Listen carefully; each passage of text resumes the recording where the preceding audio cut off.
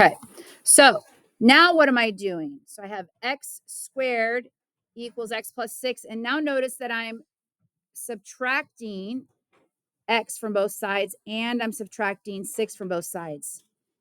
So we don't have a subtraction property. This is the addition property of equality. So really I'm adding a negative 6 to both sides and I'm adding a negative x to both sides. That's really the way I want you to think about that, right? So that gives us x squared minus x minus 6. And now we have to factor it. The two factors are x minus 3 times x plus 2. And then we set both of those equal to 0. This is the zero product property. The zero product property says that if A times, that should say property, sorry. Here's what the zero product property says. If A times B equals 0, then either A equals 0 or B equals 0. You guys learned that when you first learned about quadratics. Good luck today, ma'am. So that just means that we have to take our first factor, x minus 3, and set it equal to 0 and solve for x. And we have to take our second factor, x plus 2, and set that equal to 0 and solve for x. And that is the whole basis of how we learned how to solve quadratics. We had to set them equal to 0 and then use the zero product property to solve. Had we not done that, we would have not been able to solve those aside from graphing, right? So it says, I want you to check each one of these values from your solution in exercise 1. And let's see which root is extraneous. So we started off with x equals 3. I'm going to check that one. So if x is 3, 3 equals, I'm using the original equation right up here at the top. X equals the square root of x plus 3. So that's going to be 3 plus 6, which gives me 3 equals the square root of 9. And that works, right? Is that true? Okay. So now let's check the x equals negative 2. And some of you might already see it. So I have negative 2 equals the square root of negative 2 plus 6, plugging it back into the original equation. Negative 2 equals the square root of 4. Negative 2 does not equal 2. So this one is extraneous. Okay. So the second part of this question says, first of all, show which root is extraneous, and you do that by plugging it in and checking. And the second part of this question says, well, hey, does that solution that you just got, does that root satisfy the equation x squared equals x plus 6? Does it work here? Well, I think it does, because negative 2 squared and negative 2 plus 6. When I square a negative, that magic that happens is it turns into a positive. And so it does work there. That's why when you square both sides, you potentially end up with extraneous solutions, because if you have a negative and you square it, you turn it into a positive. So this is just kind of a discovery, like, hey, guess what? This is where extraneous roots come from. This is why it happens. Okay.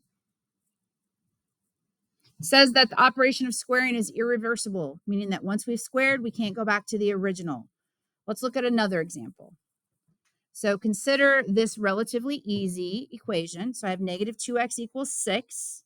We're going to solve this by dividing both sides by what? Yeah, dividing both sides by negative 2. Good job. So that gives me x equals negative 3. That's what it wants you to do first. It says, hey, the operation of division is irreversible, right? You can't, no, this one is reversible. The reversible operation of division, because we know that the opposite of divide is what? Multiply, yeah.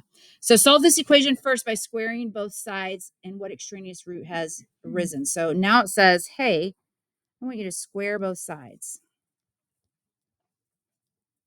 Now what happens? Well, what is negative 2, the quantity squared? Becomes positive 4 what? Squared, right? Because x times x is x squared. 4x squared equals 36. Divide both sides by 4. x squared equals 9. Take the square root of both sides, and x equals positive 3. Is 3 a solution to that? No. So again, it's saying, do you see that when you square both sides, you end up with an extraneous solution? That's all we're doing here. It's just trying to get you to discover that that happens. That's why we need to check them. Okay? All right, flip it over to page 18, please.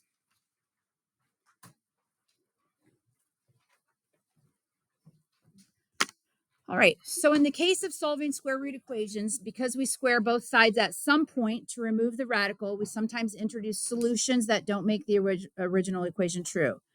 Let's investigate why sometimes it happens with rational equations, because we've also had extraneous roots when we solve rational equations, like this example right here. So the first thing that we're going to do is just justify the steps. So notice that from the first original, like the original problem right here, in the next step, what did I do? I multiplied both sides by what? What am I multiplying both sides by?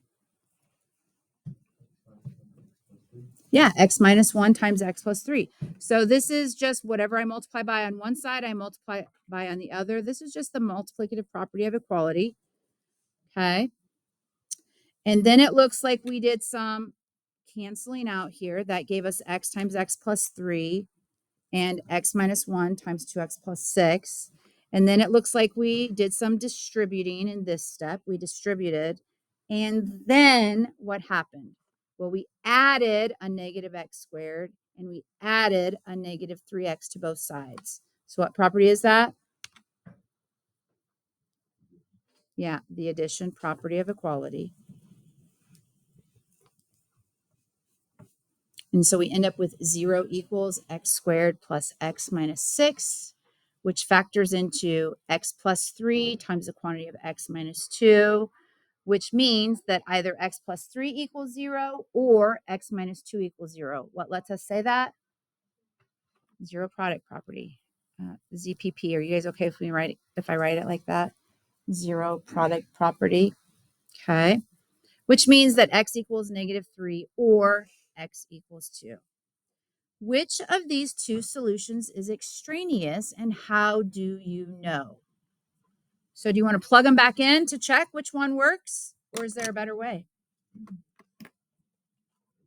What's the better way?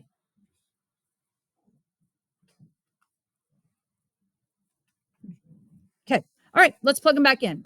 We're going to plug them back in and see if we can maybe see something. So we're going to check the negative 3 first. Is that okay? Because that's the first solution that we have. Whew. So let's see. Negative 3 over negative 3 minus 1 equals 2 times negative 3 plus 6 over negative 3 plus 3. Let's see. That gives me simplifying negative 3 over negative 4 equals 2 times negative 3 is negative 6, which equals 0 over, what is this right here? Not allowed. So really what you can do is look and see what are the excluded values. Remember, we talked about that last week. What are the values that are going to give you a 0 in the denominator? And we can't use those, right? Because we can't divide by 0. So which one is extraneous?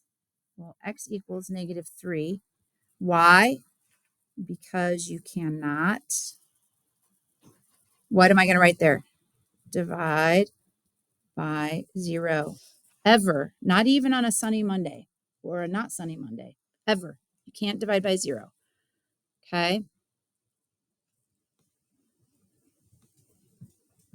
Riley, would you do me a favor? Will you put 0 divided by 0 in your calculator? What do you get? Okay.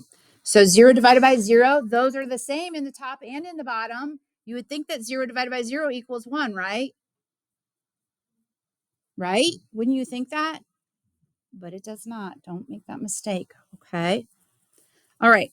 So the extraneous root is arising in this case because multiplying both sides by anything that contains a variable like both of our factors containing a variable, it's irreversible due to the fact that we could be multiplying by 0. We don't know what the value of the variable is, so we could be multiplying by 0.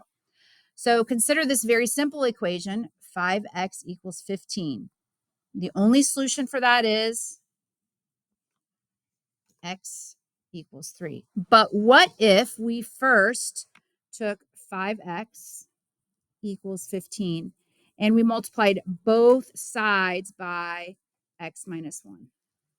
I'm going to multiply both sides by x minus 1. The multiplicative property of equality says that I can do that. Okay, so now I have to distribute. 5x times x is 5x squared. And 5x times negative 1 is negative 5x. Equals, let's see, 15 times x is 15x. And 15 times negative 1 is negative 15. Okay, how are we going to go about solving that?